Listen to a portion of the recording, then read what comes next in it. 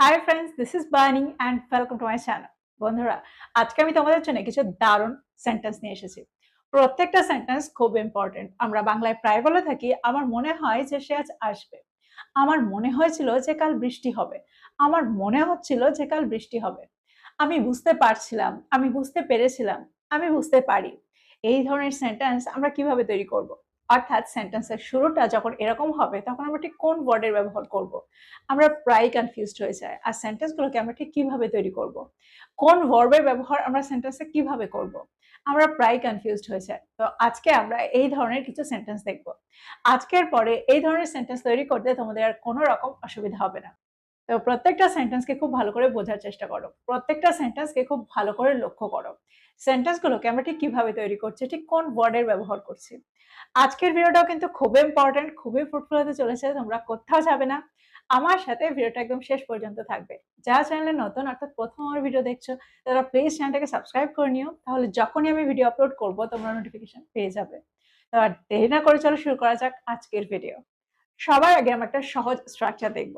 আমরা বাংলায় প্রায় বলে থাকি, আমার মনে হয় যে সে ঠিক, আমার মনে হয় যে সে ঠিক নয়, আমার মনে হয় সে ভুল কথা বলছে। তো আমার মনে হয় এরকম অর্থে আমরা সেন্টেন্সে কোন ওয়ার্ডের ব্যবহার করব, কোন স্ট্রাকচারের ব্যবহার করব? দেখো, এখানে আমরা খুব সহজেই ব্যবহার করতে পারি আই থিংক। আই থিংক যদি আমি বলি আমার মনে হয় সে ঠিক, I think he is right. I think he is right. আমার মনে হয় এটা সহজ, আমার মনে হয় এইটা সহজ। I think this is easy. I think this is easy. যদি আমি বলি আমার মনে হয় সে উত্তরটা জানে, I think he knows the answer. I think he knows the answer. দেখো, সেন্টেন্সগুলোকে আমরা কত সহজেই তৈরি করলাম। খুব সহজেই আমরা সেন্টেন্সে ভার্বগুলোকে একই রকম রাখলাম, অর্থাৎ সেন্টেন্সের স্ট্রাকচারটা চেঞ্জ হলো না। আচ্ছা, এই সেন্টেন্সগুলোকে যদি আমরা নেগেটিভ সেন্টেন্সে নিয়ে যাই তাহলে সেন্টেন্সগুলো কেমন হয়? এখানে আমরা ডু নট এর ব্যবহার করব। I don't, I do not. যদি আমি বলি আমার মনে হয় না সে ঠিক, I don't think he is right. আমার একদমই মনে হয় না সে ঠিক, I don't think he is right at all. I don't think he is right at all. একটা এক্সাম্পল দেখো, যদি আমি বলি আমার একদমই মনে হয় না এটা সহজ, I don't think it is easy at all. I don't think it is easy at all. এবার আমরা দেখব এই ধরনের সেন্টেন্সগুলো যদি পাস্ট টেন্সে থাকে তাহলে সেন্টেন্সগুলো কেমন হয়। এই সেন্টেন্সগুলোকে খুব মন দিয়ে বোঝার চেষ্টা করো। এখানেই কিন্তু আমরা ভুল করে থাকি।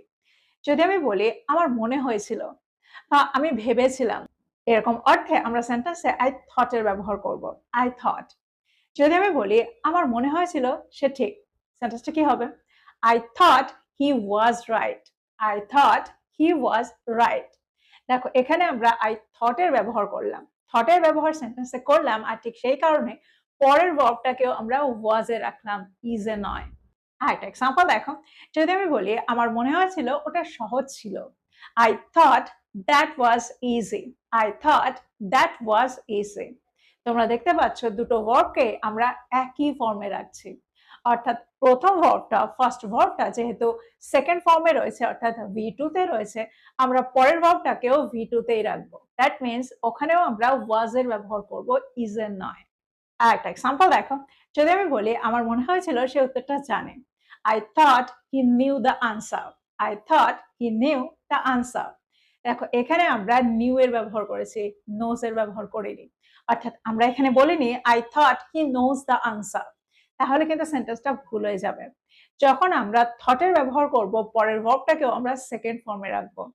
দেখো, বাংলায় আমরা প্রায় বলে থাকি আমি ভেবেছিলাম এটা হবে, আমি ভেবেছিলাম সে জানে। তো এরকম অর্থে আমরা পরের ক্লাসটাকে প্রেজেন্ট টেন্সে বললেও লেখার সময় বা বলার সময়, ইংরেজিতে বলার সময় আমরা সেন্টেন্সটাকে পাস্ট টেন্সে রাখবো, অর্থাৎ ভার্বটাকে সেকেন্ড ফর্মে রাখবো।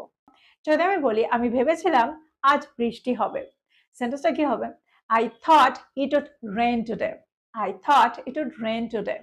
দেখো, আই থট আমি ভেবেছিলাম, ইট উড রেইন টুডে। আমরা এখানে বলবো না I thought it will rain today, তাহলে কিন্তু সেন্টেন্সটা ভুল হয়ে যাবে। দেখো, এখানে আমরা উডের ব্যবহার করেছি। হয়তো আমি সকালবেলা ভেবেছিলাম আজ বৃষ্টি হবে, এরকম অর্থে। আর এখন হলো ইভিনিং, এখন হলো সন্ধ্যা। তো সন্ধ্যাবেলা বলছি আমি, আজকে আমি ভেবেছিলাম বৃষ্টি হবে, সেন্টেন্সটা কি হবে? I thought it would rain today. তো তোমরা বুঝতে পারছো সেন্টেন্সগুলোকে আমরা ঠিক কিভাবে তৈরি করছি। এবার এই সেন্টেন্সগুলোকে যদি আমরা নেগেটিভে নিয়ে যাই তাহলে সেন্টেন্সগুলো কেমন হয়?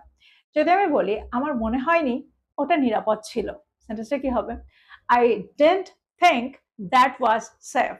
I didn't think that was safe. আমার একদমই মনে হয়নি ওটা নিরাপদ ছিল। I didn't think that was safe at all.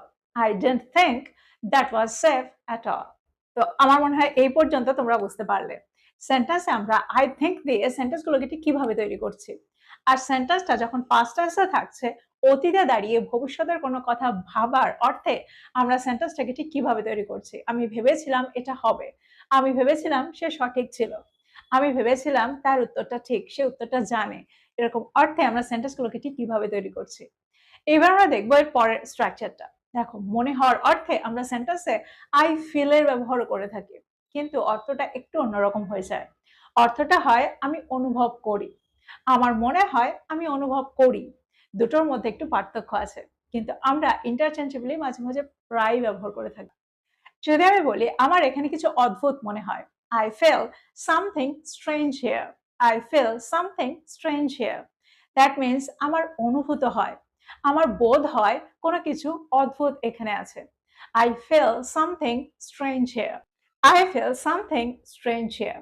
এবার এই সেন্টেন্সটাকে যদি আমরা পাস্ট টেন্সে নিয়ে যাই, যদি আমি বলি আমার কিছু অদ্ভুত মনে হয়েছিল, সেন্টেন্সটা কি হবে? I felt something strange. I felt something strange. আমার সেখানে কিছু অদ্ভুত মনে হয়েছিল। I felt something strange there. এবার যদি আমি বলি আমার অনুভূত হয়েছিল সে বুঝতে পারেনি, সেন্টেন্সটা কি হবে?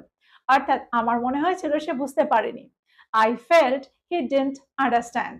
I felt he didn't understand.